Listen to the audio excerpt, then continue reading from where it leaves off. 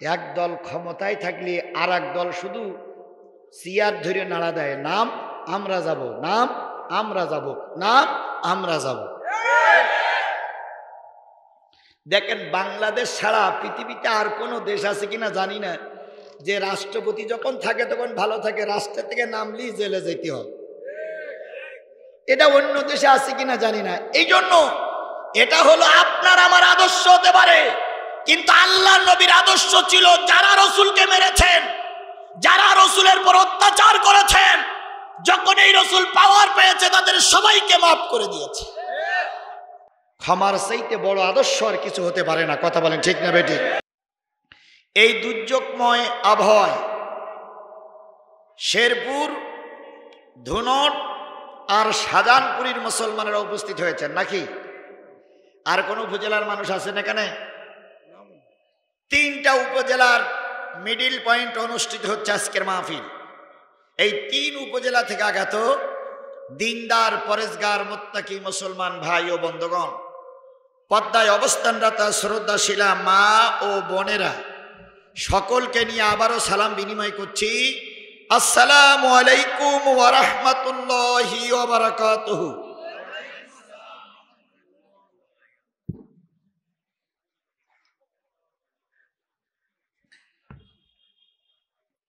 শুকরিয়া আদায় করছি সেই মালিকের, যে মালিক আপনাকে আমাকে এই কোরআনের মাহফিলে কবুল করেছেন।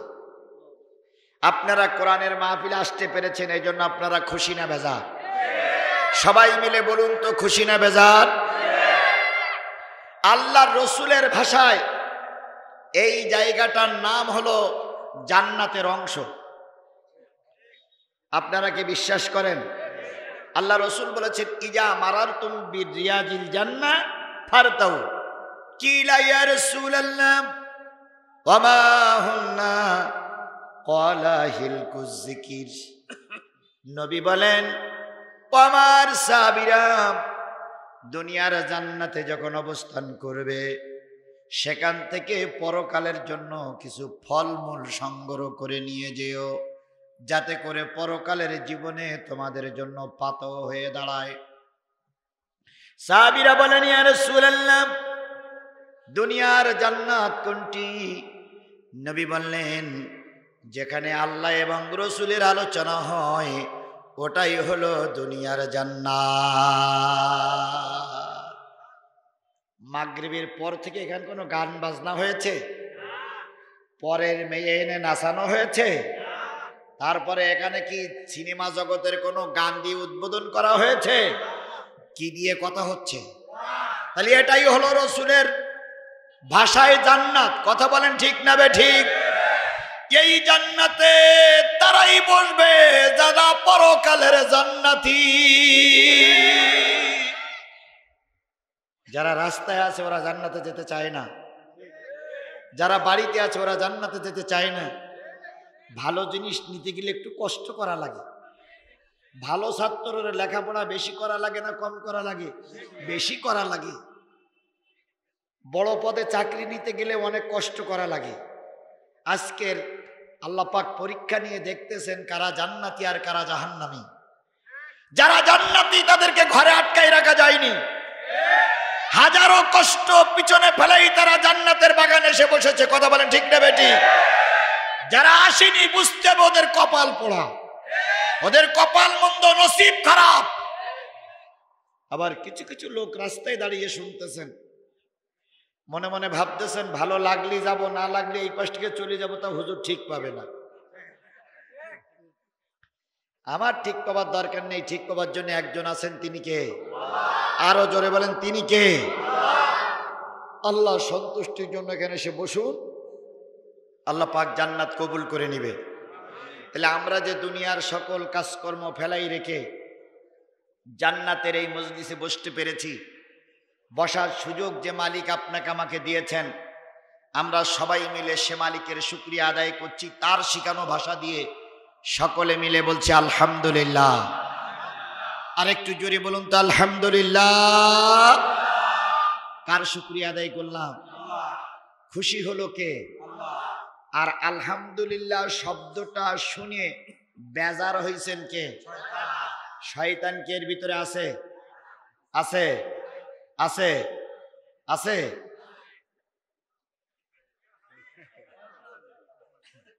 কি মনে হয় আছে না নাই? আছে। আচ্ছা কেন থাকবে? এর আগে ভাই আলোচনা করেছেন, মাগরিবের পরের নিচে অনেক বক্তা আলোচনা করেছেন। প্রত্যেকটা বক্তা কি আউযুবিল্লাহ বিসমিল্লাহ পড়েনি? তো শয়তান তাড়ানোর দোয়া কি? আউযুবিল্লাহি মিনাশ শাইতানির, এরা তো শয়তান তাড়ানোর দোয়া নাকি? তো এত বক্তা শয়তান তাড়ানোর দোয়া পড়লো, তারপরেও শয়তান কি করে থাকে? এরপরে আপনারা বলতেছেন শয়তান। আচ্ছা এরপরে এইবার বলেন তো শয়তান আছে না গেছে? আর গেছে? বিশ্বাস হয়? এখনো আছে। যদি বলেন হুজুর কেমন করে হয়েছে বলেন তো, মসজিদে কি শয়তান থাকে? থাকে। আরে বাবা না থাকলে জুতো চুরি করে কেন? মসজিদে ইমাম সাহেবরা কোরআন তেলাওয়াত করে, তারপরে কি চুরি হয়? জুতা চুরি হয়। তাহলে শয়তান ওখানেও এখানেও আছে, মজলিসে আছে, এই স্টেজেও থাকতে পারে। আছে এ কথা বললে এবার খেপে যাবে মানুষ। থাকতে পারে। এখন বুঝবেন কি করে? শয়তান দেখেছেন আপনারা কেউ? আমি দেখেছি, আপনিও দেখেছেন। দেখেন এবার এখানেই আছে। আলহামদুলিল্লাহ বললে খুশি কে? আর আলহামদুলিল্লাহ বললে সন্তুষ্ট নয়, খুশি নাই, সে কে? শয়তান। এবার আলহামদুলিল্লাহ বলার সময় সামনে, ডাইনে বামে, সামনে তাকাবেন, মুখের দিক তাকাবেন, আমার দিক না, আপনার পাশে যে আছে ওই লোকের মুখের দিক তাকাবেন। আমি আলহামদুলিল্লাহ বলবো, যদি আলহামদুলিল্লাহ না বলে হাত কান ধরে উঁচু করে বলবেন হুজুর মাল পাওয়া গেছে। বলা যাবে না? বলা যাবে না? আবে আপনারা দাঁড়াই দাঁড়াই কি দেখতেছেন? ইট পাটকেল নিয়ে যদি ঠেকানতে মেরে চলে যান, আপনারা দাঁড়াই আছেন কেন? এই লোকগুলো ঠিক পথের সামনে দাঁড়াই আছে। আসেন ভাই বসি, মত বিনিময় করি। কোরআনের কথা অবশ্যই ভালো লাগবে যদি মুসলমানের রক্ত আপনার শরীরে থাকে। যাদের রক্তের ভিতরে ভেজাল রক্ত, তারা কোরআনের মাহফিলে বসবে না। যাদের জন্মের সময় অবৈধ রক্ত দিয়ে জন্ম হয়েছে, তারা কোরআন সহ্য করতে পারে না। তারা গান বাজনা ভালোবাসতে চায়, কোরআনের মাহফিল তারা ভালোবাসতে চায় না। যারা বৈধ বাপ দ্বারা দুনিয়ার মুখ দেখেছে, বাপ মার বিয়ে বৈধ অবস্থায় হয়েছে, যারা মুসলমানের রক্ত নিয়ে দুনিয়ার মুখ দেখেছে, তাদের কাছে অবশ্যই কোরআনের মাহফিল ভালো লাগবে।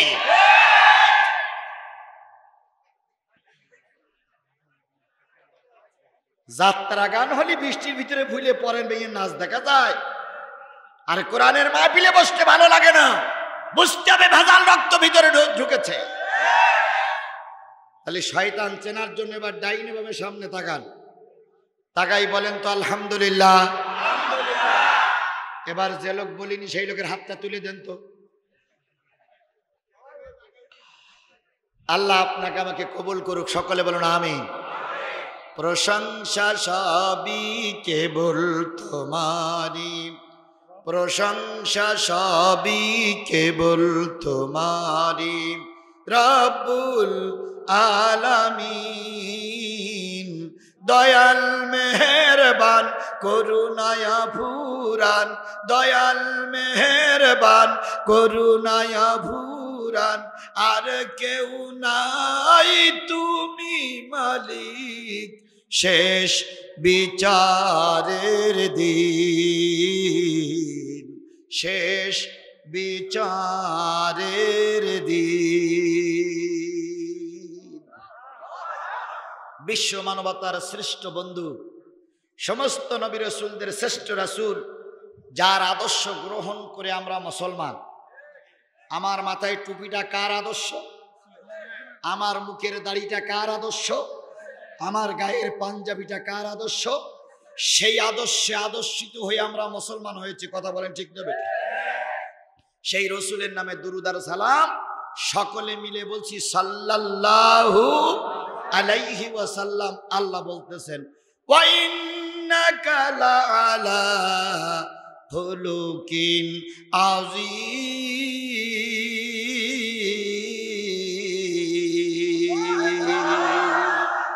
ওগো নবী, আমি আপনাকে উত্তম চরিত্রের অধিকারী বানাইছি। সুবহানাল্লাহ বলেন। নবীর চাইতে ভালো মানুষ সমাজে কেউ ছিল? বর্তমান কেউ? কিয়ামত পর্যন্ত নবীর চাইতে ভালো মানুষ যদি খোঁজা হয়, খুঁজতে খুঁজতে সকল যন্ত্র বিকল হয়ে যাবে, নবীর চাইতে ভালো মানুষ খুঁজে পাওয়া যাবে না। নবী ছিল মুসলমানের জন্য আদর্শ, নবী ছিলেন অমুসলিমদের জন্য আদর্শ, নবী ছিল মানুষের জন্য আদর্শ, নবী ছিল ইহুদির জন্য আদর্শ, নবী ছিল পশু পাখির জন্য আদর্শ। নবী এক কথায় কুল কায়নাতের সবার জন্য ছিল একটা মডেল। কথা বলেন ঠিক না বেঠিক? যেখানেই যাবেন সেখানেই নবীকে খুঁজে পাবেন। যদি পরিবারের ভিতরে যান, ভালো স্বামী নবীর চাইতে আর পৃথিবীতে কেউ নাই। যদি রাজনৈতিক নেতৃত্ব দেখতে চান, নবীর চাইতে রাজনীতি করা ভালো মানুষ আর সমাজে কেউ ছিল না। সেনানায়ক দেখতে চান, নবীর চাইতে ভালো সেনানায়ক আর কেউ ছিল না। এক কথায় নবী ছিল সকলের জন্য, সকলের জন্য আদর্শনীয় একজন ব্যক্তি। কথা বলেন ঠিক না বেঠিক? এই নবী সারা জীবন কষ্ট করেছেন, পরাইজন দেশ ছেড়েছেন, হিজরত করেছেন, মার খেয়েছেন, আবার যখন সুযোগ পেয়েছেন সকলকে আল্লাহর রাস্তে মাফ করে দিয়েছে। এক দল ক্ষমতায় থাকলে আর এক দল শুধু চেয়ার ধরে নাড়া দেয়, নাম আমরা যাব, নাম আমরা যাব, নাম আমরা যাব। দেখেন বাংলাদেশ ছাড়া পৃথিবীতে আর কোনো দেশ আছে কিনা জানি না, যে রাষ্ট্রপতি যখন থাকে তখন ভালো থাকে, রাষ্ট্র থেকে নামলি জেলে যেতে হয়। এটা অন্য দেশে আছে কিনা জানি না। এই জন্য এটা হলো আপনার আমার আদর্শ হতে পারে, কিন্তু আল্লাহ নবীর আদর্শ ছিল যারা রসুলকে মেরেছেন, যারা রসুলের পর অত্যাচার করেছেন, যখন এই রসুল পাওয়ার পেয়েছে তাদের সবাইকে মাফ করে দিয়েছে। ক্ষমার চাইতে বড় আদর্শ আর কিছু হতে পারে না। কথা বলেন ঠিক না বেঠিক? আল্লাহ নবী সাল্লাল্লাহু আলাইহি ওয়াসাল্লাম ছিলেন আদর্শবান নেতা। তিনি সকল জায়গায় আদর্শ দেখিয়েছেন। তিনি মার খেয়েছেন, রক্ত দিয়েছেন, দান মোবারক শহীদ করেছেন। মক্কা থেকে তাকে যাকে বিদায় নিয়ে চলে যেতে হয়েছে। আবার মক্কা বিজয় হয়ে গেল। রসুল যখন মক্কায় আসলেন, মক্কা বিজয় করলেন, তখন বললেন সবাইকে আল্লাহর রাস্তায় ক্ষমা করে দিলাম। আজকে আদর্শ যদি আমাদের নেতাদের ভিতরে থাকতো, এই আদর্শ যদি আমাদের ভিতরে থাকতো, একজন ক্ষমতায় যাইয়া আর একজনের ক্ষতি করত না। আল্লাহর নবী সাল্লাল্লাহু আলাইহি সাল্লাম ততক্ষণ পর্যন্ত খুবই ভালো ছিলেন যতক্ষণ পর্যন্ত কালেমার দাওয়াত না দিয়েছিলেন। যখনই কালেমার দাওয়াত দিলেন, যাদের কাছে ভালো ছিল তাদের কাছে কি হয়ে গেছে? খারাপ হয়ে গেছে। তাদের কাছে দোষণীয় হয়ে গেছে, তাদের কাছে কলঙ্কিত হয়ে গেছে। তারা রসুল পাক সাল্লাল্লাহু আলাইহি সাল্লামের বিরুদ্ধে বিভিন্ন বিষাদগার করেছে। আবু জেহেল রসুলকে আলামিন বলে ডাকতো, আবু লাহাব রসুলকে সাদিক বলে ডাকতো, উতবা শয়বা রসুলকে মাহবুব বলে ডাকতো। যেই না কালেমার দাওয়াত দেওয়া শুরু করলো, সেই আবু জেহেল রসুলকে মারতে উদ্যত হলো। যে আবু লাহাব একই কম্বলের ভিতরে নিয়ে রসুলকে নিয়ে ঘুম পড়েছে, যেই না কালেমার দাওয়াত দেওয়া শুরু করলো, সেই আবু লাহাব রসুলের দিকে পাথর ছুঁড়ে মারলো। এটা অতীতেও ছিল, এটা এখনো চলতে আছে।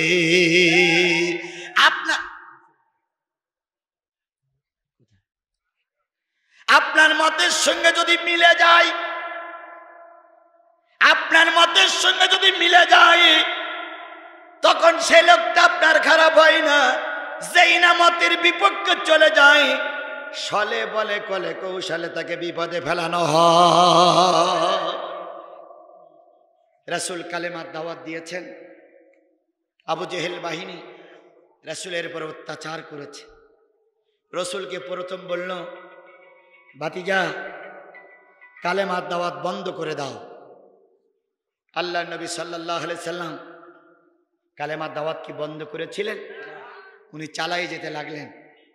জাতি চিন্তা করলো, আবু জেহেল বাহিনী চিন্তা করলো, কালেমার দাওয়াত যদি এভাবে চলতে থাকে তাহলে এক সময় সব লোক রসুলের দলে চলে যাবে। আজও দেখতেছি সাধারণ মানুষ না বুঝলে আবু জেহেল বাহিনী ভালোই বোঝে ইসলাম কখন মাথা উঁচু করবে আর কখন করবে না।